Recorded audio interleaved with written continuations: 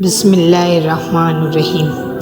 عرب کے قبیلے میں غیر مسلم شادی شدہ عورت رہی کرتی تھی۔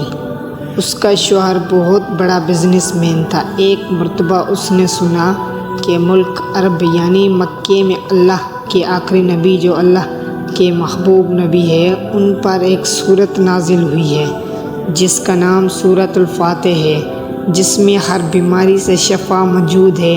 وہ جس پر بھی دم کی جاتی ہے یا پڑھ کر پھونک جاتی ہے وہ انسان اچھا ہو جاتا ہے، یہاں تک کہ اس میں بے شمار برکت ہے۔ اس میں اب عقیدے کی بات، مسلم ہو یا غیر مسلم، اللہ پاک جس کے دل میں ایمان کی روشنی ڈالنا چاہے اللہ کی قدرت کا تو وہ آپ سب کو اندازہ ہوگا۔ اب کسی شخص سے ایک عورت نے سورۃ الفاتح سیکھ لی، پھر جب اس نے سورۃ الفاتح کا ترجمہ پڑھا تو اس کی آنکھوں میں آنسو آ گئے۔ وہ جب بھی یہ سورۃ فاتح پڑھتی تھی اللہ تعالیٰ ان کی بگڑے کاموں کو سنوار دیتا۔ ایک دن اس کے بیٹے کو ایک خطرناک زہریلا بچھو نے کاٹ لیا۔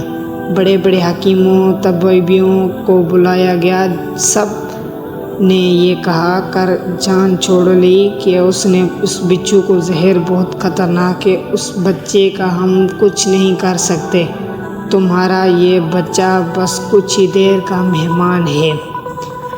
ماں کا رو رو کر برا حال تھا اور شوہر اپنے خداؤں کی عبادت میں کر رہا تھا، ان سے مدد مانگ رہے تھا۔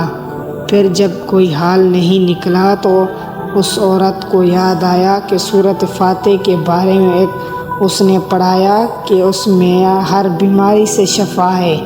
اس کے دل میں خیال آیا کہ اگر میں اسے پڑھوں